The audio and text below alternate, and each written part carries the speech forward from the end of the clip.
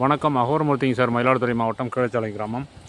விவசாயம் காப்போம். பாருங்கள், இப்போ ஒரு 9 நாளைக்கு முன்னாடி இங்கே இந்த நாற்றங்காலில் விதை விடக்கூடிய பணி நடந்தது. அதில் அது சம்மந்தமாக நான் ஒரு வீடியோ அனுப்பியிருந்தேன். இப்போ பார்த்தீங்கன்னா, இந்த 9 நாளைக்கு பிறகு ஒரு மூடாக்கு போட்டிருந்தோம். வைக்கலை வந்து விதையை விட்டு அதில் ஒரு மூடாக்கு போட்டிருந்தோம். அந்த மூடாக்கு வந்து இப்போ அந்த வைக்கலை வந்து எடுத்தாச்சு. அது எடுத்ததுக்கு பிறகு எப்படி இப்போ பசுமையாக இருக்குது பாருங்கள். இப்போ 9 நாள் நாற்று இது. இன்னும் வந்து இதில் ஒரு 16 நாள் காத்திருந்தோம்னா 25 நாள் வந்துடும். அதுக்கப்புறம் எடுத்து வயலெல்லாம் நீர் பாய்ச்சி உழுது இந்த நாற்று எடுத்து நட்டுடலாம். பசுமை இன்னும் ஒரு வாரத்தில் பார்த்திங்கன்னா இன்னும் பசுமையாக இருக்கும்.